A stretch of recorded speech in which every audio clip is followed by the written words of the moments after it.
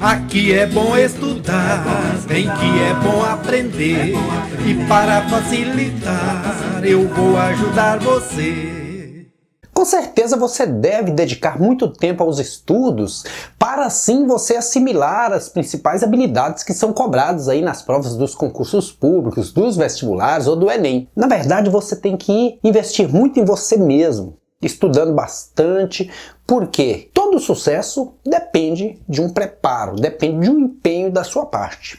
Como eu sempre fazia na época que a gente tinha aulas presenciais, após os alunos fazerem essa avaliação diagnóstica, eu fazia também a correção na sala de aula para que aqueles que tivessem dúvidas pudessem sanar essas dúvidas. E assim também eu vou fazer esse ano, até porque, como você não está tendo aulas presenciais, é importante que você tenha a oportunidade de ver o porquê de cada uma dessas questões.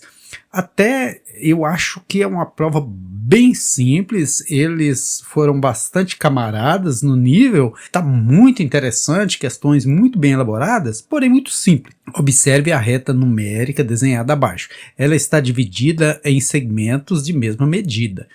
O ponto P representa nessa reta o número, qual desses? Olha como que é simples.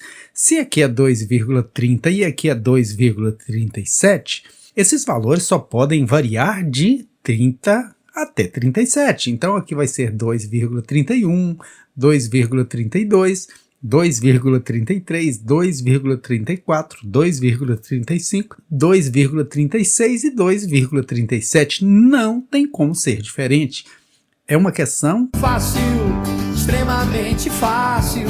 Isso, uma questão muito fácil. Então, a alternativa correta, letra C, 2,33, 2 inteiros e 33 centésimos, certinho? Vamos agora à correção da próxima atividade. Geometria espacial é um tema muito legal. Geometria espacial, bem que o tema é legal. Geometria espacial, bem que o tema é legal. Ainda mais quando são questões interessantes e simples dessa forma. Olha, para a apresentação de um trabalho da escola, a Aline precisa construir uma pirâmide de papelão como a da figura abaixo. Aqui está a bonitona. Qual das figuras a seguir pode ser usada como molde para a Aline construir essa pirâmide? Olha para você ver. Veja que quando a gente olha essa pirâmide, ela é uma pirâmide quadrangular, base quadrada. Temos 4 arestas na base. Então, olha, estaria fora esse desenho, porque a base tem 3.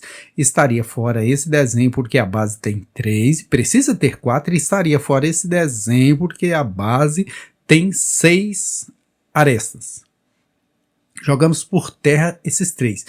Essa tem 4 arestas, mas veja que é um retângulo, mas ele é comprido. E outra coisa que impede que essa aqui seja a planificação da pirâmide é porque a pirâmide, a área lateral dela é composta de triângulos. E aqui tem retângulos, tem 2 triângulos e 2 retângulos, então tá fora também. Sobrando aqui somente esse desenho bacaninha, porque ele tem uma base de 4 arestas, né? Mesmo que não seja totalmente quadrada, e tem as laterais todas em forma de pirâmide.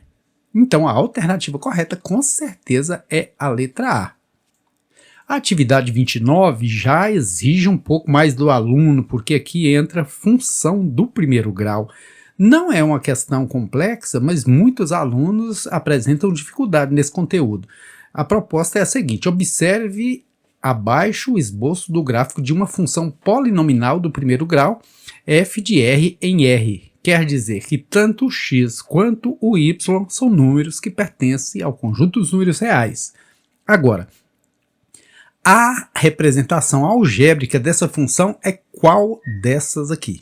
Sempre que a gente for trabalhar com funções aqui num gráfico, que a gente for pegar pares ordenados aqui, olhar esses valores, o primeiro valor a gente tem que sempre colocar o valor de x, e aqui é 0. Por quê? Se você olha para a direção do eixo x, está no rumo do 0, então 0 para ele. E o eixo y é sempre depois.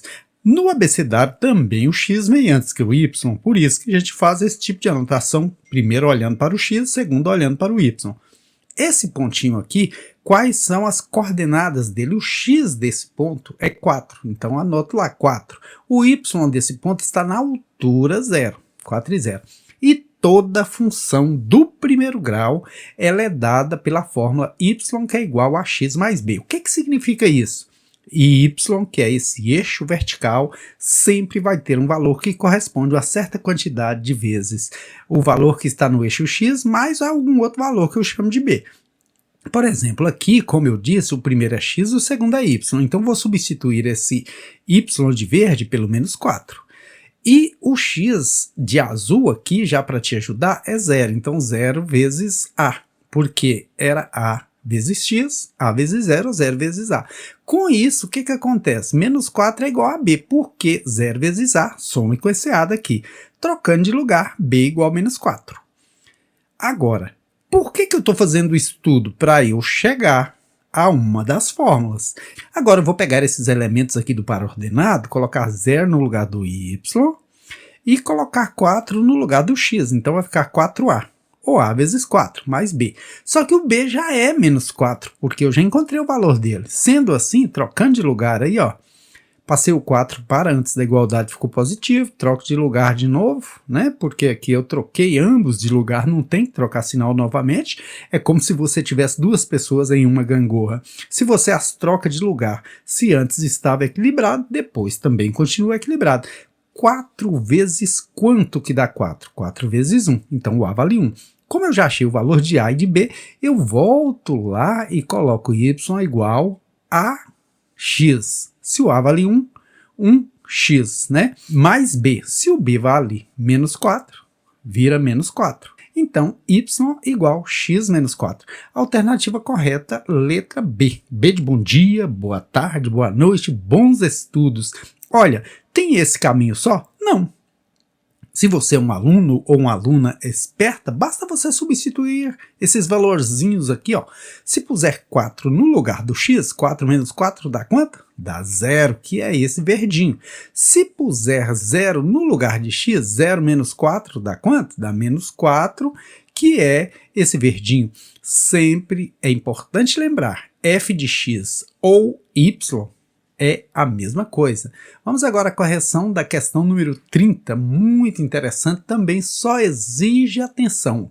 O gráfico abaixo apresenta o desempenho do Brasil em relação à quantidade de medalhas olímpicas conquistadas entre os anos de 1996 a 2012.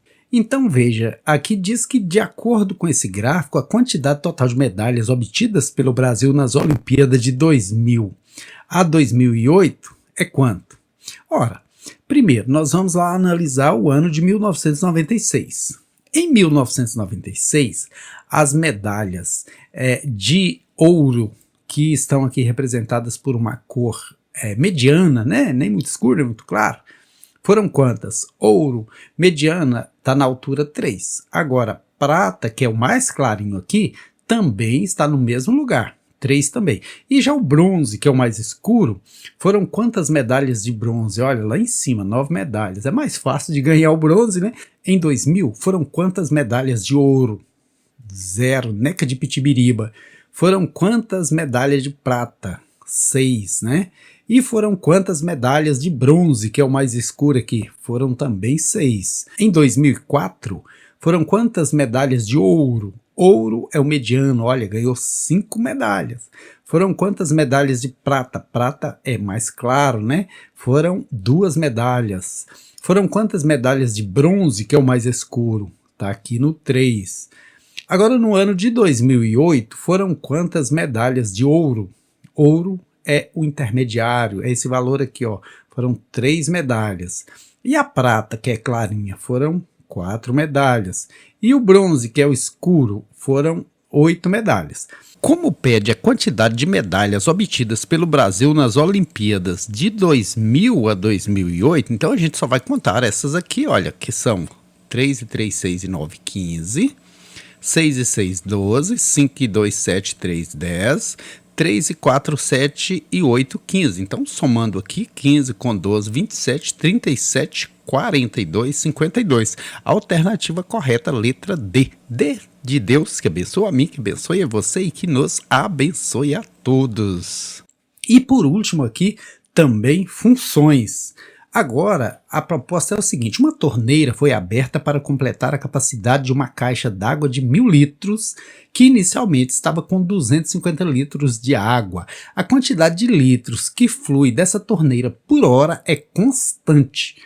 Ao completar a capacidade 1.000 litros na caixa, 2 horas e meia depois, essa torneira foi fechada. Qual é o gráfico que expressa a relação entre a quantidade de água nessa caixa e o tempo? Olha, o tempo na horizontal, quantidade de água na vertical. Então tá fácil. Tem uma primeira informação que diz 250 litros de água que tinha na caixa inicialmente. Então serve esse? Serve. Esse serve? Não, que a caixa estava zerada. Esse serve? Não, porque tinha 750 litros. Nem esse não serve. Esse também serve. A próxima informação é que a quantidade de litros que flui dessa torneira por hora é constante. O que quer dizer isso? Que não aumenta e que não diminui. Na primeira hora tem que entrar o mesmo tanto de água que na segunda, que na terceira, que na quarta, que na quinta. Então, esse gráfico aqui expressa que não é constante. Veja que está aumentando. Então, o correto é o gráfico da letra A, porque aqui está constante. Veja que está passando o tempo e está subindo na mesma quantidade. Então, a alternativa correta é a letra A. A de até a próxima videoaula. Para que a videoaula fique mais leve, eu vou colocar menos questões por aula e aí você vai clicar no canto superior direito e vai ir para a próxima videoaula, beleza? Espero por você na próxima videoaula e lhe agradeço por estar aqui assistindo essa videoaula. Olha, essa avaliação diagnóstica é muito importante, porque aqui você pode perceber aquilo que você ainda não dominou e dominar e assimilar essas habilidades, certinho? E não é uma prova difícil, cansativa, é uma prova muito gostosa de ser resolvida. Aquilo que você acertou, ótimo, vai confirmar que você é um aluno ou uma aluna boa em matemática. Aquilo que você não acertou, vai possibilitar você aprender para na próxima prova detonar, beleza? Sucesso aí em seus estudos e na dúvida, pode contar comigo. Aqui é bom estudar, bem que é bom aprender. E para facilitar, eu vou ajudar você.